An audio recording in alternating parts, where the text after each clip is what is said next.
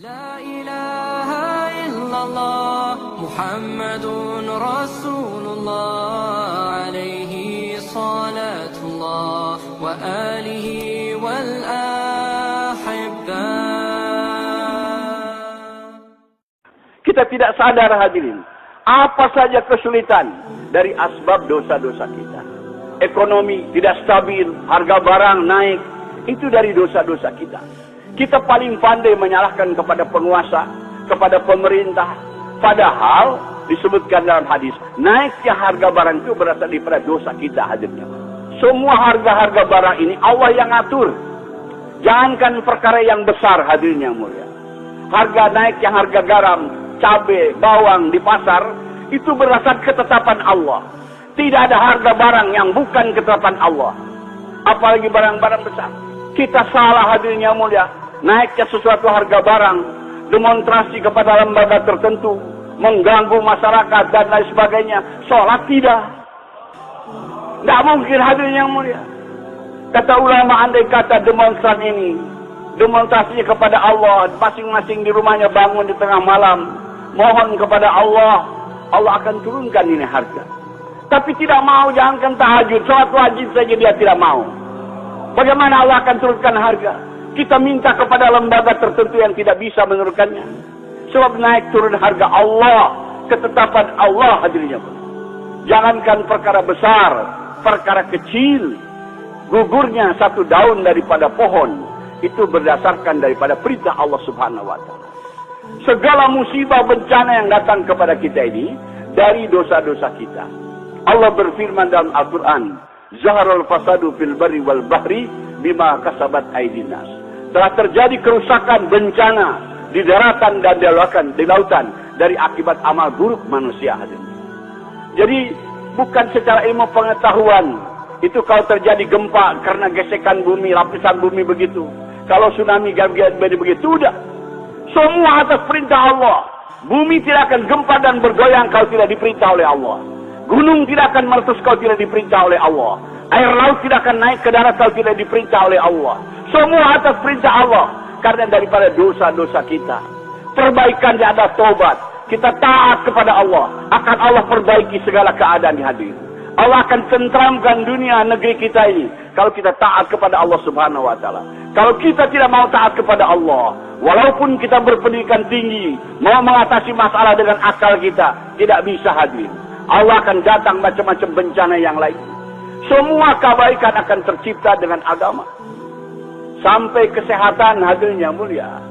Ini daripada datangnya penyakit, daripada dosa-dosa kita. Rasulullah SAW bersabda dalam hadis, Al-marid minaz junub. Sakit itu, penyakit itu daripada dosa kita. Kita tahunya kalau sakit ke dokter, beli obat. Dosa tidak diperbaiki. Nanti datang lagi penyakit yang lain. Contoh misalnya, hadirin, ada wabah penyakit malaria. Asbabnya daripada nyamuk malaria. Maka pemerintah, Departemen Kesehatan menganjurkan, jangan ada air yang tergenang, got-got bersihkan. Masyarakat lakukan seperti itu. Got-got bersih, air tergenang tidak ada. Tapi dosa tidak dihentikan. Allah datangkan nyamuk yang suka, yang senang hidup di air yang bersih. Yaitu nyamuk demam berdarah. Lebih jahat daripada nyamuk malaria, hadirnya mulia. Tidak bisa menyelesaikan kita. Selesaikan masalah dengan agama. Tobat dengan taat kepada Allah. Allah yang akan menyelesaikan. Kalau kita menyelesaikan secara akal-akalan kita ikut kepada cara orang yang tidak beriman, masalah tidak akan selesai, hadirnya. Semua masalah selesai dengan agama. Kita juga ingin di dalam negeri kita ini ada pemimpin yang baik, pemimpin yang jujur, yang taat, yang tidak korup. Itu akan tercipta dengan agama, hadirin. Maaf, bukan dengan partai, bukan dengan pemilu. Pemimpin-pemimpin yang zalim muncul di kita ini akibat daripada dosa-dosa kita. Allah berfirman dalam hadis qudsi, wahai hambaku, jangan kamu mencaci maki, menyalahkan penguasa dan pemimpin-pemimpin kamu. Karena hati mereka itu di tangan aku, kata Allah. Kalau kamu taat kepada aku jadikan mereka adil, lembut, amanah, tidak korup. Tapi kalau kamu tidak taat kepada aku, Allah jadikan mereka zalim. Allah jadikan mereka tidak amanah, korup dan sebagainya. Dari akibat dosa-dosa kita, hadirin. Penting ketaatan kepada Allah untuk menjaga segala sesuatu. Sampai-sampai hadirin yang mulia, kalau diteliti secara hadis, di rumah tangga kita, anak membantah kepada kita, istri membantah kepada kita, itu akibat daripada dosa kita. Jangan hanya pandai menyalahkan anak, menyalahkan istri. Perbaiki hubungan kita dengan Allah. Rasulullah bersabda dalam hadis, "Man aslaha bainahu bainallah, aslahullahu bainahu bainan nas." Barang siapa yang perbaiki hubungan dengan Allah, Allah akan perbaiki hubungannya dengan sesama manusia. Kalau istri tidak menyalahkan kepada kita, anak tidak menyalahkan, jangan pandai menyalahkan mereka. Perbaiki hubungan kita dengan Allah. Perbaiki salat kita, perbaiki tahajud kita. Nanti Allah akan jadikan istri menyalahkan kepada kita, anak menyalahkan kepada kita. Kalau kita taat kepada Allah, seluruh lingkungan kita akan memberikan keserangan kepada kita. Sewaktu Nabi Musa alaihissalam menghadap Allah di lembah Muqaddas Tua, Allah bertanya kepada Musa, apa yang di kanan kananmu wahai Musa? Nabi Musa menjawab, ini tongkatku. Dan Nabi Musa menyampaikan manfaat daripada tongkat ini. Allah perintahkan lemparkan. Dilemparkan itu tongkat. Serta merta itu tongkat berubah jadi ular yang menakutkan. Padahal tongkat ini mungkin dari bambu, dari kayu, benda mati. Tapi dengan kuasa Allah, dia berubah menjadi ular. Maka Nabi Musa takut, dia lari. Allah perintahkan tangkap. Karena ini perintah Allah, walaupun dia takut, dia hadap. Ditangkap, setelah ditangkap kembali menjadi tongkat kembali hadirnya. Ini pelajaran kata ulama. Segala ada di sekitar kita ini seperti tongkatnya Nabi Musa. Istri kita, anak kita, jabatan kita, kekayaan kita, semua seperti tongkat Nabi Musa. Kalau kita taat kepada Allah, Allah akan jadikan tongkat.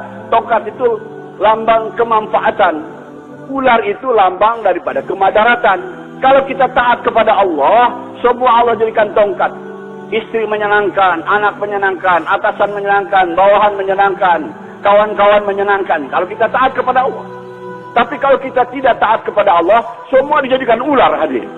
Istri jadi ular, anak jadi ular, menyusahkan maksudnya kepada kita. Atasan menyusahkan, bawahan menyusahkan. Maka jalan keluarnya adalah taat kepada Allah. Perbaiki hubungan kita dengan Allah. Allah akan selesaikan daripada masalah-masalah kita. Hadirin, penyelesaian masalah bukan dengan kebendaan, tapi dengan agama, dengan ketaatan kepada Allah. Anak-anak muda yang tidak berpengalaman, hadirin, kalau melihat gadis cantik, dia mengatakan alangkah bahagianya saya kalau punya istri gadis secantik itu. Padahal ini tidak mutlak. Ada orang yang dibahagiakan oleh Allah dengan istri yang cantik. Tidak sedikit suami disusahkan oleh istri yang cantik, hadirin. Itu bisa Allah jadi bisa jadi tongkat, bisa jadi, tergantung kepada amal kita, hadirin. Kalau amal kita baik, semua akan dapat jadi baik. Maka ini agama ini jalan keluar daripada segala permasalahan. Bagi orang miskin, bagi orang kaya, rakyat biasa, para pejabat, jalan ke arah agama. Dan agama bermanfaat bukan hanya dunia, tapi di akhirat juga hadirin yang mulia. Kita akan terlepas daripada siksaan api neraka. Kita akan dibasuhkan ke dalam surga dengan agama. Bukan dengan jabatan kita, bukan dengan kekayaan kita, tapi dengan agama. Maka usaha kita di sini adalah bagaimana diri kita untuk bisa mengamalkan agama. Dan ajak seluruh manusia untuk mengamalkan agama. Mereka tidak tahu. Mereka tidak tahu, hadirin. Orang di Amerika, di Eropa tidak tahu perkara ini. Hanya orang Islam yang diberi hidayah oleh Allah bahwa kebahagiaan ada dalam agama. Beritahu, kita korban. Mungkin orang tidak terima. Nabi-nabi juga begitu. Dipukuli, dipelototi, dicemburi. Bahkan dilempari, bahkan ada yang dibunuh. Demi memberitahu kepada mereka bahagia dalam taat kepada Allah Subhanahu wa Ta'ala. Kalau kita bangkit atas usaha ini, hadirin, Allah akan datangkan agama pertama-tama kepada diri kita. Setelah itu kepada ummah. Maka kita lanjutkan pengorbanan dan usaha Rasulullah SAW. Maksud kita kumpul-kumpul di sini bukan hanya sekadar dengar ceramah dengan bayan, tapi kita siap korban. Datang ke kampung-kampung, masih banyak orang Islam yang tidak sholat, tidak taat kepada Allah. Datang kepada mereka, beritahu bahwa kebahagiaan akan datang hanya dengan agama. Jangan pandai menyalahkan saja, salah pemerintah, salah kita, karena kita tidak taat kepada Allah Subhanahu wa Ta'ala. Maka untuk itu kita diminta dengan hadis ini supaya siap korban untuk usaha agama agar agama wujud pada kehidupan kita dan pada umat. InsyaAllah siap semua hadirin. InsyaAllah para masyayikh akan lebih menjelaskan dengan gamblang perkara ini. Maka kita ikuti nasihat-nasihatnya, keinginannya. maka agama akan datang kepada kita dengan ikut usaha daripada Rasulullah, itu dakwah dan tabligh. Kalau agama sudah wujud pada kita hadirin, kalau ada kesusahan apa-apa, peribahasa tinggal angkat tangan saja. Ya Allah, ya Allah. Allah akan selesaikan. Kalau kita sudah tunaikan daripada keinginan Allah, yaitu kita amalkan agama. Siap semua insyaAllah? Subhanakallahumma bihamdika nasyhadu an la ilaha illa anta nastaghfiruka wa natubu ilaik. Wassalamualaikum warahmatullahi wabarakatuh. Subhanallahi walhamdulillah.